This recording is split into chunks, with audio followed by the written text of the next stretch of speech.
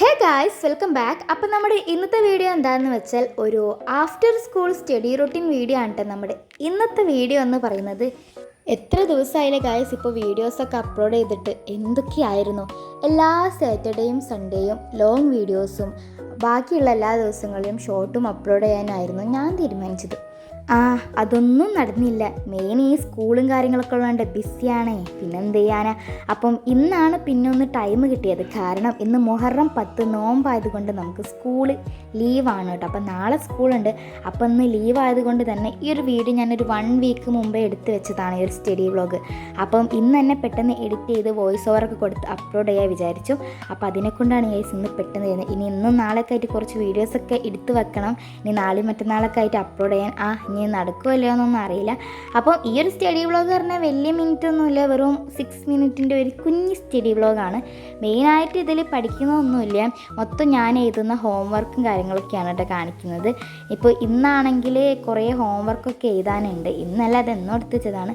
ആ ഒരു ദിവസം കുറേ ഹോംവർക്ക് എഴുതാനുണ്ടായിരുന്നു. വെച്ചാൽ 4-5 വിഷയങ്ങളൊക്കെ ഉണ്ട്, കുറേ ഹോംവർക്ക്. അപ്പോൾ ഇപ്പോൾ എഴുതുന്നത് നമ്മുടെ ഫിസിക്സ് ആണ് കേട്ടോ. അപ്പം ഇതിൻ്റെ ഒരു ചെറിയ ഷോട്ട് ഞാൻ അപ്ലോഡ് ചെയ്തെന്ന് തോന്നുന്നു, എനിക്കറിയത്തില്ല. അപ്പം ഫസ്റ്റ് തന്നെ ഫിസിക്സ് അത്യാവശ്യത്തിനൊക്കെ എഴുതിയെടുത്തിട്ടുണ്ട്. പിന്നെ അതെടുത്ത് വെച്ചു, കാരണം പഠിക്കാനൊന്നുമില്ല കേട്ടോ. അങ്ങനെ അതൊക്കെ എഴുതി എടുത്ത് വെച്ചു. ഇനിയിപ്പോൾ നമ്മുടെ മാത്സ് ആണ് കേട്ടോ ഇനി എഴുതാനുള്ളത്. ഒരു ക്വസ്റ്റ്യനായിട്ടാണ് ഹോംവർക്ക് ഉള്ളത്. മാത്സ് പിന്നെ അങ്ങനെ സാറ് ഹോംവർക്ക് അത്യാവശ്യം തരില്ല, ഒക്കെ സ്കൂളിൽ നിന്ന് നമ്മൾ എഴുതിയെടുക്കണോണ്ട് കുഴപ്പമില്ല കേട്ടോ. പിന്നെ ഇന്നലെയായിരുന്നു നമ്മുടെ മാത്സിൻ്റെ എക്സാം ഉണ്ടായിരുന്നത്, നമ്മുടെ ഫസ്റ്റ് ചാപ്റ്റർ യൂണിറ്റ് ടെസ്റ്റ്.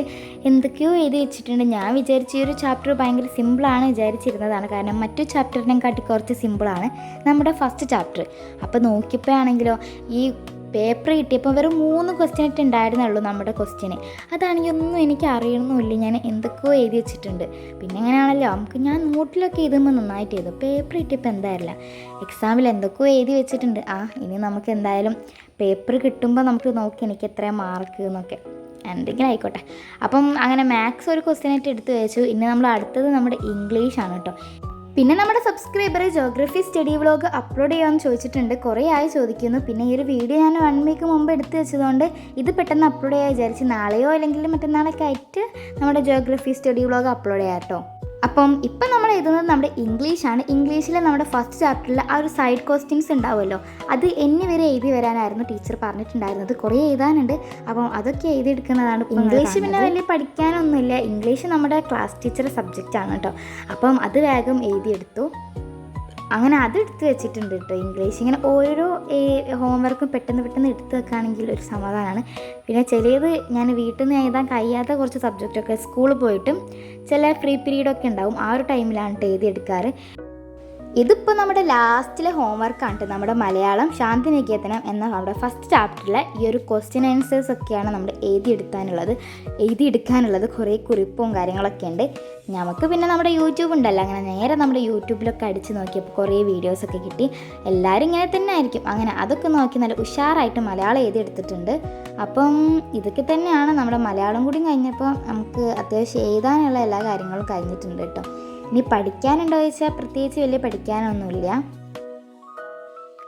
അങ്ങനെ നമ്മുടെ മലയാളമൊക്കെ എഴുതി കഴിഞ്ഞു. അങ്ങനെ എല്ലാ സബ്ജക്റ്റും ഫുൾ സെറ്റായി, ഹോംവർക്കൊക്കെ എഴുതി കഴിഞ്ഞു. ഇപ്പോൾ ഒന്ന് സമാധാനമായി. ഇനി നമുക്ക് നമ്മുടെ സ്റ്റഡി പ്ലാനറിൽ ഞാൻ ഇതുവരെയായിട്ട് നമ്മുടെ സ്കൂൾ സ്റ്റാർട്ട് ചെയ്തിട്ട് ഇതുവരെയായിട്ട് നമ്മുടെ ടൈം ടേബിൾ എഴുതിയെടുത്തിട്ടില്ല. അതെങ്ങനെയാണ്, ഓരോ ദിവസം ഇങ്ങനെ ടൈം ടേബിൾ ഇങ്ങനെ ടീച്ചർ പറയും ഇന്നത്തെ ടൈം ടേബിൾ മാറിയിട്ടുണ്ട്, അപ്പം വേറെ ടൈം ടേബിൾ തരും. അപ്പം പിന്നെ പിറ്റേ ദിവസം കുറച്ച് കഴിഞ്ഞപ്പോൾ പറയും, ഒരാഴ്ച കഴിഞ്ഞപ്പോൾ നമ്മുടെ ടൈം ടേബിൾ വീണ്ടും മാറിയിട്ടുണ്ട്, അങ്ങനെ ഓരോരോ മാറ്റങ്ങളുണ്ടാവും. അപ്പോൾ അതൊക്കെ കഴിഞ്ഞിട്ട് നമ്മുടെ ടൈം ടേബിൾ ഒന്ന് റെഡി ആകുമ്പോൾ എഴുതാൻ വിചാരിച്ചു. അങ്ങനെ ഇപ്പോൾ നമ്മുടെ ടൈം ടേബിൾ സെറ്റാക്കി, നല്ല ബ്ലൂ ആൻഡ് പിങ്ക് തീമാണല്ലോ നമ്മുടെ സ്റ്റഡി പ്ലാനർ. ആ ഒരു രീതിയിൽ ടൈം ടേബിളൊക്കെ സെറ്റാക്കിയിട്ടുണ്ട്. പിന്നെ ഞാനൊരു പോക്കറ്റ് ടൈം ടേബിൾ ഉണ്ടാക്കാൻ വിചാരിച്ചു. അങ്ങനെ ഉണ്ടാക്കിയതാണ് ഇതെനിക്ക് വീഡിയോ എടുക്കാനൊന്നും പറ്റില്ല, വെറുതെ ഇരുന്നപ്പോൾ പെട്ടെന്ന് ഉണ്ടാക്കിയെടുത്തതാണ്. ഇത് ഭയങ്കര യൂസ്ഫുള്ളാണ്, ഒരു ചെറിയൊരു ടൈം ടേബിളാണ്.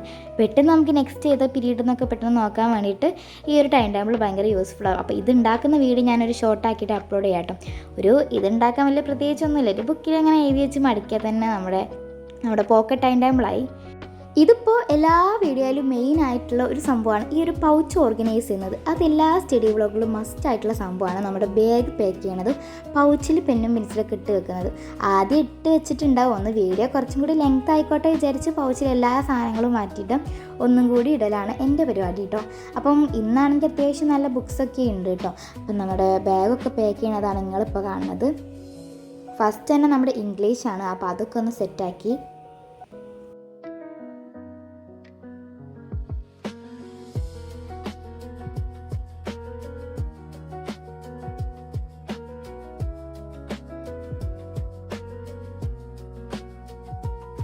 അങ്ങനെ നമ്മുടെ ബാഗ് പാക്കിംഗ് ഒക്കെ കഴിഞ്ഞിട്ടുണ്ട്. പിന്നെ ഈ ഒരു ബാഗ് എനിക്ക് ഭയങ്കര ഇഷ്ടമാണ്. ഈ ഒരു ബാഗ് ഞാൻ ഫ്ലിപ്കാർട്ടിൽ നിന്ന് ഓർഡർ ചെയ്തിട്ടായിരുന്നു. ഇത് ഞാൻ ടാഗ് ചെയ്ത് കൊടുക്കട്ടെ. ഈ ഒരു ബാഗ് ആണെങ്കിൽ ഭയങ്കര സ്പേസ് വരുന്നുണ്ട്. നമുക്ക് ബുക്കും പൗച്ചും ലഞ്ച് ബോക്സൊക്കെ ഈ ഒരു അറയിൽ തന്നെ നമുക്ക് സെറ്റാക്കി വെക്കാം കേട്ടോ. വാട്ടർ ബോട്ടിലൊക്കെ വെക്കാൻ സാധിക്കും.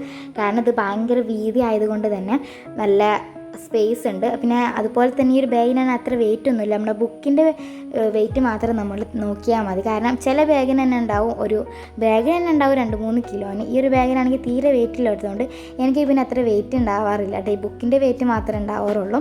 അങ്ങനെ നമ്മുടെ ബാഗ് പാക്കിംഗ് ഒക്കെ കഴിഞ്ഞ്. അപ്പോൾ ഇതൊക്കെ തന്നെയായിരുന്നു നമ്മുടെ സ്റ്റഡി വ്ളോഗ്. ഇഷ്ടമായ ലൈക്ക് ഷെയർ സബ്സ്ക്രൈബ് ചെയ്യുക. നെക്സ്റ്റ് ഏത് വീഡിയോ വേണമെന്നും കൂടി കമൻറ്റ് ചെയ്യാം. Okay, by.